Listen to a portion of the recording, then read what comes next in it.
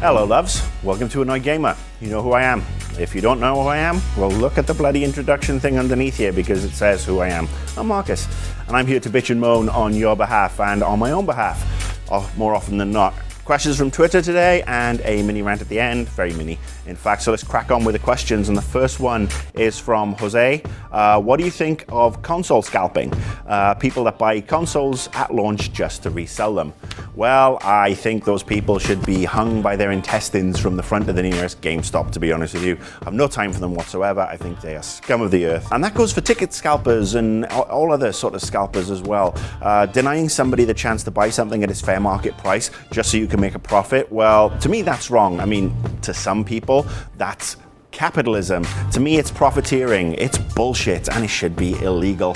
Let's face it, any sort of scalping where you deny somebody the chance to buy tickets or books, movies, video game consoles, whatever, at face value just to make a profit. Some would call it capitalism. I call it profiteering. I call it disgusting. And yeah, I hope those people get a very nasty disease, preferably in their bottoms.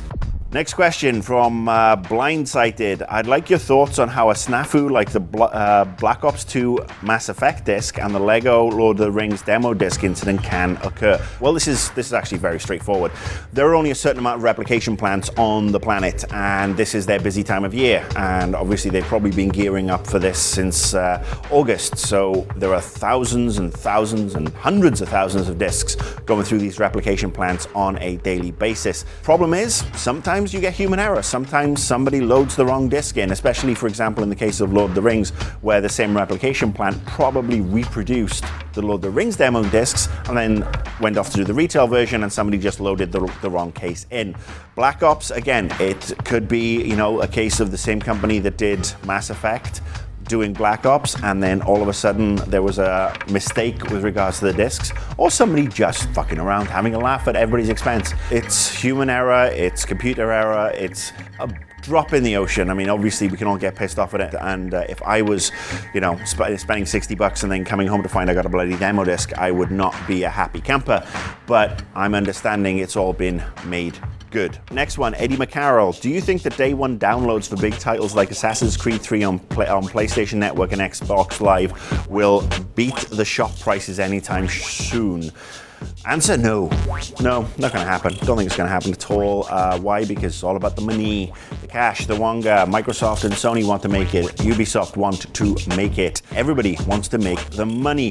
And while Microsoft and Sony and the third-party guys in particular are all heavily reliant on the retail brick-and-mortar stores, it's not going to go away. I mean, you look at the price of a lot of PC games.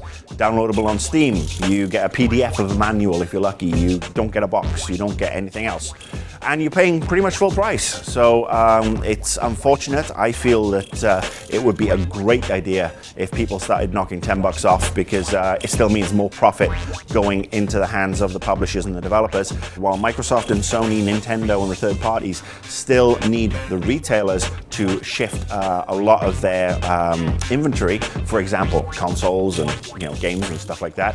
They are going to do whatever they can to keep these retailers, the brick and mortar stores, happy. So we're still going to be trudging to our Walmarts, Targets, Best Buys, whoever, to go and get our retail fix. Would I like it to change? Yes. Do I think that we can have games that are $10 cheaper so we don't have to pay for boxes or whatever because we're not getting them, especially on Steam?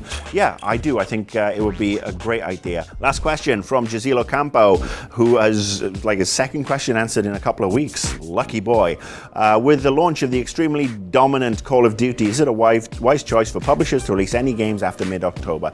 Well, sorry, the answer to that is simply no. It's stupid if anybody decides not to release. Simple facts are, yes, Call of Duty and Halo, they do dominate in the sales, but they are just two titles. They're two titles and different sides of the same FPS coin as far as I'm concerned. If you look at what's come out since, Epic Mickey 2, Hitman Absolution, which I'm really quite enjoying, Lego Lord of the Rings, which also gets a big thumbs up from me because it's fun and silly, just like I am. I mean, those games are out and they give us variety. If that's all we had was Black Ops 2 every year, I'd be off the nearest tree with the short cord and it would just be not fun. But that's the great thing. We do get variety. People do have the choice, and not everybody's going to buy Black Ops 2.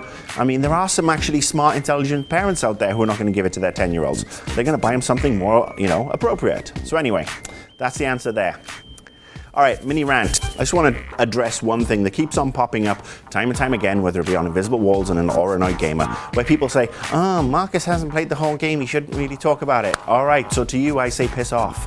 You know what? I am one person. I get sent a bunch of games. I do game segments for NBC4 in Los Angeles as well. So when I get 5 games in a row and I've got deadlines to do, I can't play all those games all the way through. I will play them to a level where I feel comfortable that I can talk about them. And as I said on Invisible Walls last week, if I'm playing a game for 2, 3 to 4 hours and I'm not having any fun, I'm dropping it. That game is gone, because if it's not fun in the first 2, 3, 4 hours, then there is a problem. And I'll be honest with you, there are some games that 2 or 3 hours in, I know that they are going to stink like last week's monkey turd. So I don't have to play them anymore. Would I like to continue and play everything? Yes, I would love to complete every game, but guess what? There's not enough hours in the day for me, especially when a 40-hour megathon drops in my lap. But I will go back to them. I do go back and play the games that I really want to finish later on. And I also feel that I get to a certain stage in a game and I am qualified to talk about it. Hitman is a prime example. I've put several hours into it. I actually don't know how close I am to finishing it, but I'm enjoying it. So yeah, piss off basically. I do what I can. I talk about what I can. I've been doing this playing games for 33 years now. I've probably played more games than most of you have had hot dinners. So that's the way it is. That's why I'm going to keep on tootling. All right, that's me for this week. Thank you very much for tuning in as always. I will be back next week. Have a good weekend. Have a good day. Have a good Wednesday. Have a fantastic Thursday.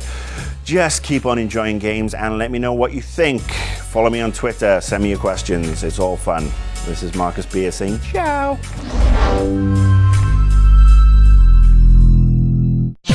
See this and other GT shows and game reviews on the GT Originals iOS app, available now on the App Store.